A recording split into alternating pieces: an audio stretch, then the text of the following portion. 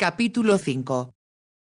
Delora sentía que los días tenían alas y todo le parecía iluminado por la magia del sol a pesar de que el cielo continuaba gris y nublado. Pero pronto las condiciones cambiaron de forma tan espectacular, que un día atravesaban un mar rugiente cuyas olas casi envolvían el barco y al siguiente el cielo era azul con suaves vientos provenientes del sudeste. Entonces también el mar era azul, tan azul como los ojos de Delora y los peces voladores y las marsopas saltaban en el agua gráciles como bailarines. Todo este encantamiento se debía a que Conrad estaba allí y a que Delora podía verle, escuchar su voz y, cuando estaban a solas, acariciarlo. Su amor por él parecía rodearla como una aureola y la hacía más adorable aún que antes. Era como si su felicidad y la de él se contagiaran a todo el barco. Los hombres cantaban y silbaban cuando trabajaban y por las noches la música de las gaitas surgía de las cubiertas inferiores. Delora no había vuelto a solicitar que los marineros tocaran para ella, ya que Conrad le había informado de que no parecía haber ningún talento musical a bordo, pero sus cantos cuando subían a los mástiles o fregaban la cubierta no parecían desafinados. Conrad disfrutaba de la feliz atmósfera. Reunía a su grupo de oficiales para cenar en su camarote junto con Delora o cenaba a solas con ella. Algunas veces le remordía la conciencia, pero, como ella había dicho, ¿a quién impresionaría o escandalizaría su comportamiento? Muy pronto llegarían a Antigua y como se había jurado a sí mismo no volvería a verla jamás. Sabía que no podía soportar que ella llevara el apellido de otro hombre, pero lo que le resultaba más intolerable era que se casara con Gramel. Suponía que este y el despreciable hermanastro de la joven ya estarían frotándose las manos ante la perspectiva de manejar la fortuna de ella. Cuando lo pensaba, la agonía era tan intensa que solía levantarse a mitad de la noche para recorrer de un lado a otro la cubierta, pues solo el ejercicio corporal lograría calmar algo el tormento de su alma. Estar a solas con Delora constituía una alegría y una maravilla que recordaría mientras viviera. Háblame de ti, solía pedirle ella. Cuéntame cómo eras de niño. Y háblame también de la primera vez que deseaste ser marino. Y Conrad le relataba cosas que nunca había dicho a ninguna mujer. A ella, el modo en que le describía su niñez y su juventud le hizo no solo amarle más, sino desear también un hijo que fuera como él. Entonces le era imposible evitar el pensamiento de que, si tenía un hijo del hombre que la esperaba para casarse, podría ser tan horrible como su padre y esta idea la angustiaba. Como ambos se amaban tanto y no deseaban infligirse un sufrimiento innecesario, evitaban hablar de lo que sucedería cuando llegaran a su destino. Sin embargo este pensamiento persistía en su mente y ahora Conrad, cuando vio que Delora se estremecía y sus labios se ponían tensos, la tomó en sus brazos y la besó hasta hacerla olvidar la amenaza que pendía sobre ella. Tal vez haya cometido un error, dijo la joven una noche. Habían terminado de cenar y estaban sentados en el sofá con las manos entrelazadas.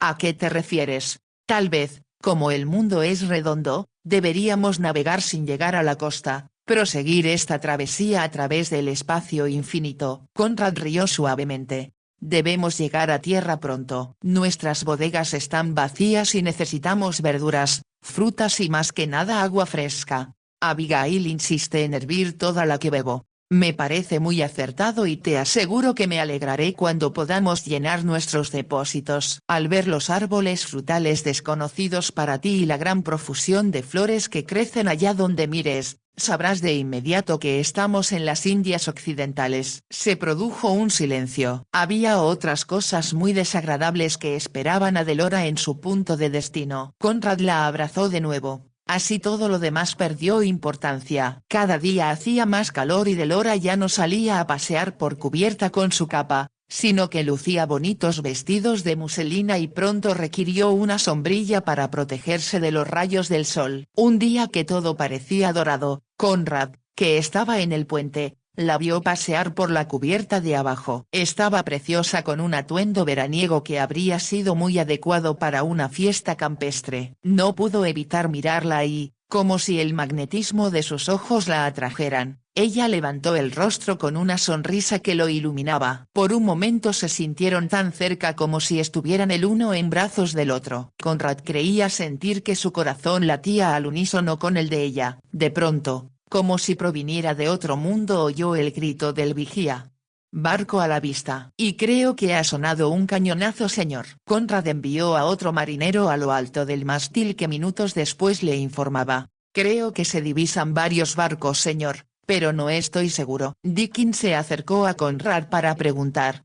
«¿Nos preparamos para actuar, señor?» «Sí, tengan listas las armas, por favor». Había suficiente viento y el Invencible lograba mantener el curso. Poco después, por medio de un catalejo, Conrad pudo ver lo que sucedía. Un grupo de 4 o 5 barcos mercantes, todos de bandera inglesa, eran atacados por 2 embarcaciones privadas, posiblemente estadounidenses. Estas eran sin duda las más grandes y mejores en su tipo que Conrad había visto navegar. Estaba seguro de que habían sido recién construidos e iban muy bien armados. Los mercantes ingleses no tenían ninguna oportunidad contra ellos. A medida que se aproximaban pudo notar que los barcos atacados se juntaban. Cada nave se colocaba cerca de su vecina, lo cual era indicio del temor que sentían sus capitanes respectivos. Sobre las cubiertas ya se habían lanzado cuerdas de abordaje y podían apreciarse que comenzaban a carecer de municiones. Conrad sabía que la resistencia que podían ofrecer era muy débil. Mucho antes de estar a tiro, se dio cuenta de cuál sería su problema. Si abría fuego contra los barcos norteamericanos, sería imposible no dañar también a los mercantes. Y como si los capitanes de los primeros lo hubieran comprendido así también, procuraban permanecer detrás de las naves inglesas para que éstas quedaran entre ellos y el Invencible. A pesar de que pertenecían al enemigo, aquellos barcos magníficos no podían dejar de causar la admiración de cualquier hombre de mar. Había por lo menos 150 hombres a bordo de cada uno y, con el viento a su favor, rodeados por la blanca espuma del mar,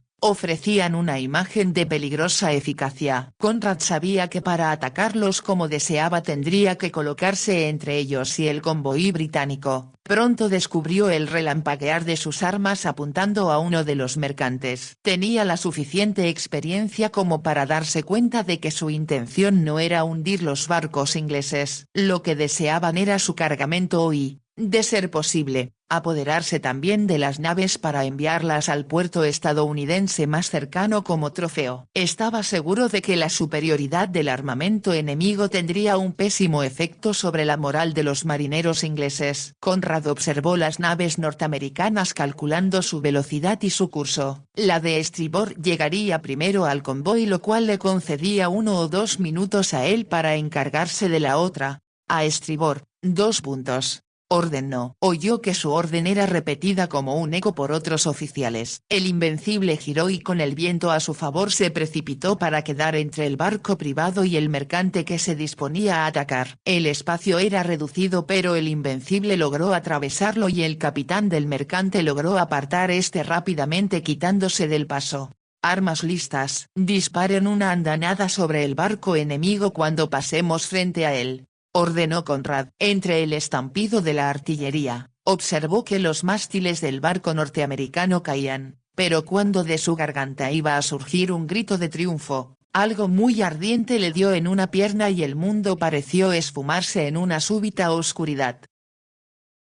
Conrad recobró el conocimiento y oyó voces airadas. Se preguntó por qué demonios harían tanto ruido cuando él se sentía como si se le hubiera abierto la cabeza y algo pesado parecía mantenerlo sujeto sobre una dura superficie. A través de una bruma que poco a poco se convertía de negra en roja, reconoció una voz que decía: «Debo insistir, milady, en cumplir con mi deber. Soy el cirujano. Por lo tanto es decisión mía si debo amputar o no». «Diga usted lo que diga, señor, no le permitiré cortar la pierna del capitán sin su consentimiento». La voz era suave pero firme. Conrad, al percatarse de quién hablaba, abrió los ojos. Trató de preguntar qué diablos sucedía, pero las palabras se negaban a brotar de sus labios. Vio varias cabezas inclinadas sobre él y comprendió que se encontraba en la mesa de operaciones de la cubierta inferior. Notando un vuelco en el corazón se preguntó dónde le habrían herido. Vio a Delora inclinada sobre él para preguntarle: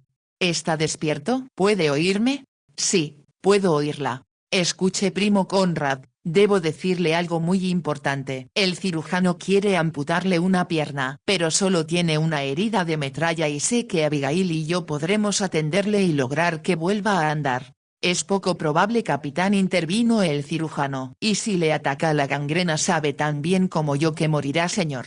Por favor, Conrad, permita que tratemos de salvarlo, le suplicó Delora. Conrad sentía como si tuviera la herida en la cabeza. Todo le parecía tan confuso que le resultaba imposible concentrarse. Se obligó a hacerlo y decidió que Delora tenía razón. Siempre había detestado a los cirujanos de a bordo que despedazaban a los marineros como los carniceros hubieran hecho con una res. Me pongo en sus manos, le dijo a Delora. Su voz era débil y como si hablar le hubiera costado demasiado esfuerzo. Cerró los ojos pero escuchó que ella le decía al cirujano: ya lo ha oído, yo atenderé al capitán Horn y usted puede dedicarse a los demás que requieren sus servicios.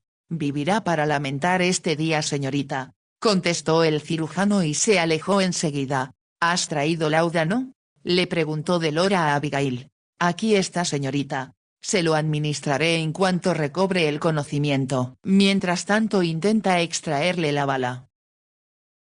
Mucho tiempo después, Conrad se enteró de que por fortuna le había herido la metralla de un arma de pequeño calibre. La fuerza del impacto le hizo caer y, al golpearse contra los instrumentos de navegación, perdió el sentido. Entonces le habían trasladado a la mesa de operaciones y mientras el cirujano atendía a otro herido, Barnett corría a avisar a Delora. Era una regla estricta e inviolable que los heridos fueran atendidos por turnos.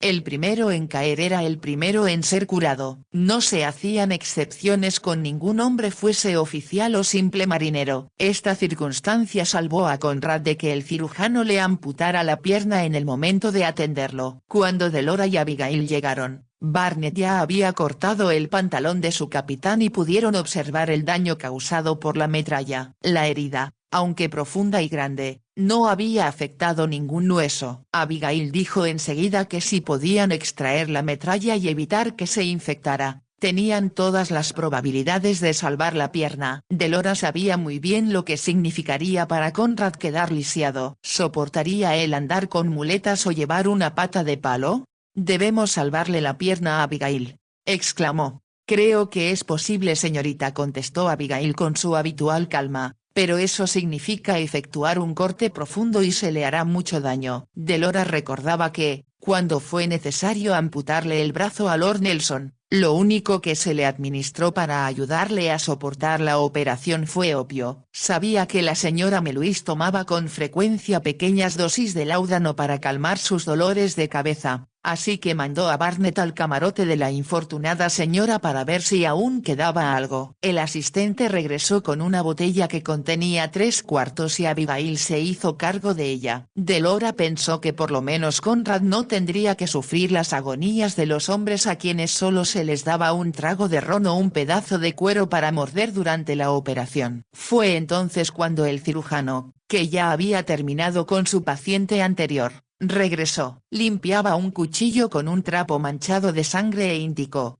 será mejor que milady vuelva a su camarote. Esto no será algo que le agrade ver. En aquel momento iniciaron la discusión que Conrad había zanjado aceptando la proposición de Delora. En cuanto se retiró el cirujano, Abigail puso manos a la obra. No era una escena agradable, pero Delora observaba a Conrad y cuando éste dio señales de recobrar el conocimiento le hizo beber unas cucharadas de láudano y él se sumió en un pesado sueño.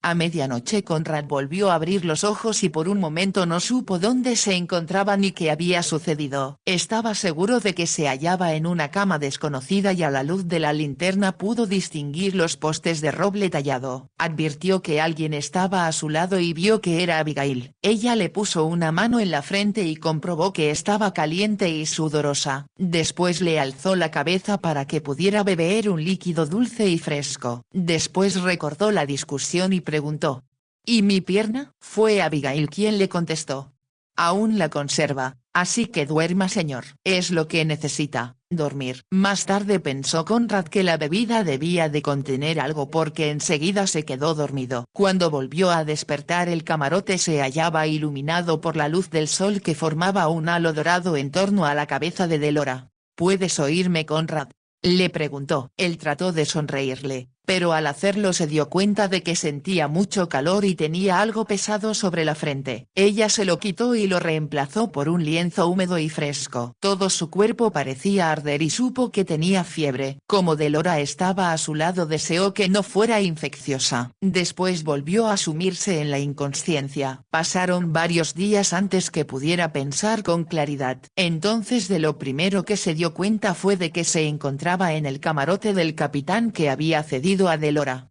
¿Por qué estoy aquí?, preguntó. Milady insistió. Señor, le explicó Abigail, y es más cómodo para nosotras atenderle aquí que en la cubierta de abajo. ¿Dónde duerme Milady? En el camarote que ocupaba la señora Meluis. Se encuentra muy cómoda allí. No debe pensar en otra cosa que en reponerse, señor. Para probarle a ese carnicero que se hace llamar cirujano que nosotras teníamos razón y él estaba equivocado. Conrad sintió deseos de reír al oír la áspera voz de Abigail. Durante los días que siguieron, la pierna le dolió tanto, en especial cuando le cambiaban los vendajes, que había ocasiones en que pensaba que habría sido mejor perderla. Pero era solo una idea pasajera que surgía cuando el dolor era casi insoportable. Se negó a beber más láudano, incluso cuando Abigail le limpiaba la herida utilizando brandy como desinfectante. Comprendía que era la forma de evitar la gangrena y le pareció interesante ver que Abigail le ponía miel en los vendajes que le cambiaba 2 veces al día. En cuanto lleguemos a tierra conseguiré algunas hierbas que le curarán con mayor rapidez que cualquier cosa que pueda recetarle un médico, aseguró la doncella. Conrad trató de sonreír, pero concentraba toda su fuerza de voluntad en el decidido esfuerzo de justificar la fe de Delora en que volvería a andar sin necesidad de ningún apoyo. En cuanto sintió la cabeza despejada, tanto de los efectos del golpe como del láudano, mandó llamar al primer teniente para averiguar qué había sucedido. Hundimos uno de los barcos privados, le dijo Dickin muy satisfecho. El segundo, con Watkinson al mando, ya va camino de Plymouth. Un trofeo que sin duda recibirá una cálida recepción por parte del almirantazgo, comentó Conrad, porque no cabe duda de que los armadores estadounidenses tienen mucho que enseñarnos, en especial cómo lograr mayores velocidades. Jamás había visto una nave mejor diseñada. Con lo que pague la marina recibirá usted una buena suma, señor. También usted, Dickin, señaló Conrad, pues el pago por una nave capturada se dividía entre el capitán y la tripulación. A continuación preguntó, ¿qué pérdidas sufrimos? 2 hombres murieron en acción, Brown y Higgins, y 12 resultaron heridos. El capitán Conrad frunció el entrecejo y Dickin se apresuró a cambiar de tema. Después Conrad hizo la pregunta que había permanecido en su mente durante toda la noche. ¿Cuántos días faltan para que lleguemos a Antigua? Alrededor de 9 o 10. Trato de mantener una velocidad que no sea excesiva ya que usted está enfermo. Además, siempre es mejor ir con cuidado cuando el barco ha recibido algunos daños. ¿Daños? No se trata de nada serio, pero sin duda se necesitarán varias semanas para efectuar todas las reparaciones antes que estemos listos para una nueva batalla. Conrad no estaba seguro de si debía alegrarse o lamentar aquella circunstancia que le obligaría a permanecer algún tiempo en Antigua. Se había hecho a la idea de que en cuanto dejara a Delora en tierra y reabasteciera el barco pondría la mayor distancia posible entre ambos. Estaba seguro de que no podría tolerar el sufrimiento que significaría verla con un hombre que solo se interesaba por su fortuna. Delora debió de hacer la misma pregunta que él, pues en cuanto Dickin se retiró volvió ella, se sentó en el borde de la cama y le tomó una mano. Aún tenemos más de una semana para estar juntos, le dijo con voz suave. Supongo que debo agradecerte que me hayas mantenido con vida y entero, pero a veces me pregunto si no hubiera sido mejor morir.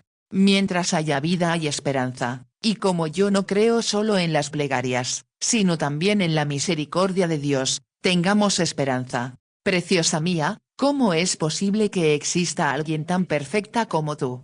¿O tan valiente y maravilloso como tú? Respondió ella sonriendo. Le contó cómo primero los oficiales y después casi toda la tripulación habían acudido la noche después de la batalla a preguntar cómo estaba y a asegurarse de que permanecía con vida. Muchos comentaron que no podían perderte porque nunca habían tenido un capitán como tú. No solo te admiran por tu valor y tus victorias, aprecian sobre todo que eres considerado y los tratas como a hombres, no como a animales. Sabía que sus palabras complacían a Conrad y, como él deseaba oír hablar de sus hombres, le relató algunos rumores y chismes sin malicia que le mantuvieron entretenido. Abigail se había negado a que le practicaran sangrías cuando tuvo fiebre como era habitual, y el cirujano se había alejado mascullando que los días del capitán estaban contados. Un hombre había muerto cuando le amputaban un brazo y otro, a quien le cortaron el pie porque se le había enterrado algunas astillas en la carne, sucumbió después de 3 días de intenso sufrimiento. Delora se opuso a que nada de esto se le contara a Conrad y así se lo indicó a Dickin y a Barnett. Solo lograríamos mortificarlo, les dijo, haciendo que se sienta culpable de que salváramos su pierna sin haber podido hacer nada para evitar que el cirujano aplicara ese pésimo tratamiento a los 2 desgraciados que han muerto. Siempre se da por hecho que un hombre que resulta herido pierda el miembro dañado, puesto que no existe otra forma de mantenerlo con vida, comentó Dickin. Existen otras formas, como han visto, contestó Delora. Quizá cuando el capitán Horn vuelva a Inglaterra pueda ponerse a sí mismos como ejemplo ante el almirantazgo de lo que es posible hacer con un poco de conocimientos. Dudo que alguien del almirantazgo le escuche, replicó Dickin con pesimismo. Detestan las nuevas ideas. Si fuera posible encontrar a alguien que expusiera el asunto ante el Parlamento sería más efectivo. Estoy segura de que Conrad conocerá a alguien, dijo confiada Delora. Al hablar se preguntó si valdría la pena pedirle a su hermanastro que apoyara el asunto en la Cámara de los Lores. Pero recordó que Denzil sentía una profunda indiferencia ante todo lo que no concerniera a su propia comodidad o diversión, así que la idea era absurda. Dentro de unos cuantos días más le veré, pensó. La idea la aterraba de tal modo que corrió al camarote del capitán decidida a no desperdiciar ni un solo instante del tiempo que le quedaba para permanecer junto a él. Abigail y Barnett acababan de limpiarle la herida y de vendar su pierna, y Conrad se encontraba recostado en las almohadas, con el rostro pálido y los labios apretados. Cuando vio entrar a Delora, que era la propia imagen de la primavera, le sonrió y olvidó sus sufrimientos. ¿Has dormido bien?, preguntó ella. He permanecido despierto para pensar en ti. Barnett y Abigail habían salido del camarote para tirar los vendajes usados y prepararle a Conrad una taza de té. ¿Hará calor hoy? ¿Podríamos subirte a cubierta para que tomaras el sol? Creo que Abigail insistirá en que descanse tanto como me sea posible, ya que cuando anclemos bajaré a tierra. ¿Dónde te hospedarás? Era la primera vez que hablaban sobre lo que harían a su llegada y Conrad percibió el temor en la voz de Delora. Espero poder quedarme en casa del almirante Nelson, que está cerca del astillero. Después de una pausa, con voz muy débil, Delora preguntó. ¿Y yo? ¿Estaré muy lejos? Conrad tomó las manos de ella entre las suyas. No lo sé, preciosa. La casa del gobernador está en San Juan, a varios kilómetros. Pero hay otra en lo alto de una colina junto al astillero. Observó que Delora le miraba con intensidad y prosiguió. La llaman Mansión Clarence porque se construyó en 1787 para el príncipe Guillermo, duque de Clarence, que vivió en Antigua cuando estaba al mando del Pegasus. ¿Crees que podré hospedarme allí? Es solo una idea, ya que alguien me dijo que el gobernador suele utilizarla como casa de campo, y no me parece probable que te hospedes en su propio domicilio hasta después de la boda. Al oír las últimas palabras, Delora lanzó un grito ahogado y bajó la cabeza hasta que su frente quedó apoyada en las manos de Conrad que cubrían las suyas. ¿Cómo podré soportarlo? ¿Cómo podré casarme con alguien que no seas tú? Conrad le apretó los dedos hasta que se pusieron blancos. Aunque deseaba con desesperación consolarla, no podía decir ni hacer nada. Entonces oyeron que se abría la puerta y al ver que Abigail regresaba, Delora se puso en pie y se dirigió a una ventana para ocultar sus lágrimas. Una semana después disfrutaron de su última cena juntos a la luz de las velas como la primera noche que estuvieron solos. Ni Conrad ni Delora deseaban hablar, pero cuando sus ojos se encontraron, sus corazones y sus almas se comunicaban. ¿No me olvidarás? preguntó Delora más tarde cuando ya habían terminado de cenar. Estaba sentada junto a él en el borde de la cama y Conrad la rodeaba con un brazo para que apoyara la cabeza en su hombro. La besó en la frente pero no en los labios. Los dos trataban de evitar emociones intensas por temor a que sus sentimientos rompieran los últimos vestigios de control. Sabes que me resultaría imposible olvidarte. También debes saber que allá donde me encuentre, aunque todo un mundo nos separe, sentiré que estás a mi lado, que me ayudas y me amas como ahora. Eso es lo que yo siento también. Sí. Si muriera, entonces permanecería siempre a tu lado y ya no habría más problemas. Algo en su voz hizo que Conrad se apresurara a contestar con voz cortante.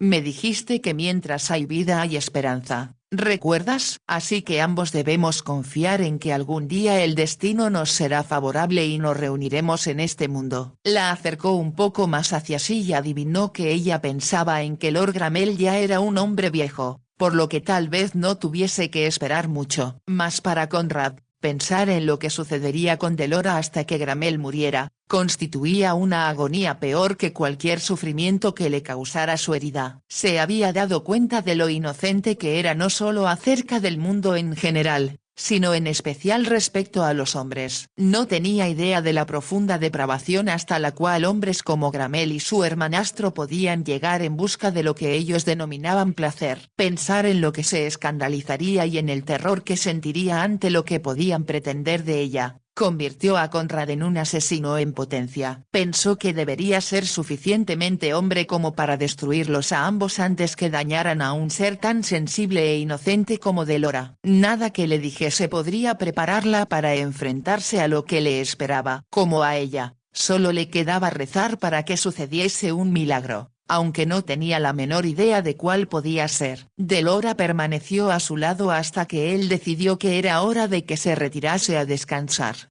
¿De veras quieres que me vaya?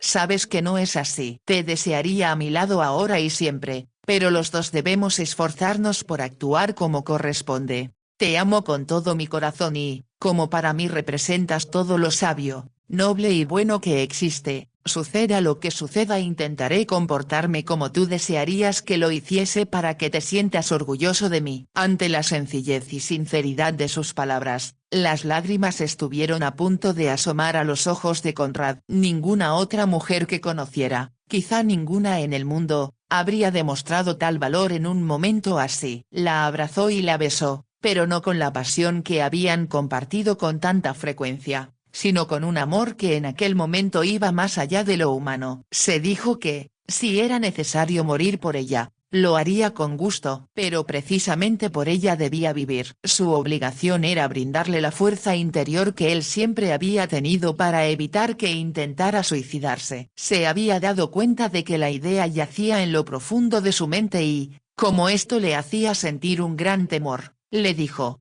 ten fe amor mío y reza. Reza para que algún día encontremos juntos la felicidad. Con voz grave añadió: la hora más oscura es siempre la que precede al amanecer. Es la que nosotros atravesamos ahora. Tengo la sensación de que ambos sabemos que llegará una aurora gloriosa. Prométeme que no permitirás que la desesperación te venza y que continuarás teniendo fe. Confío en ti. ¿Me juras por lo más sagrado que realmente crees que tenemos alguna oportunidad, una oportunidad real, de estar juntos algún día? Algunas veces, cuando durante una batalla todo estaba en mi contra y parecía imposible no salir derrotado, quizá incluso aniquilado, de una manera extraña que no puedo explicar, tenía la seguridad de que saldría victorioso. ¿Y sientes eso ahora? ¿De verdad lo sientes? Te juro por ti, que eres para mí lo más sagrado y bello que existe bajo la capa del cielo, que mi corazón asegura que algún día estaremos juntos.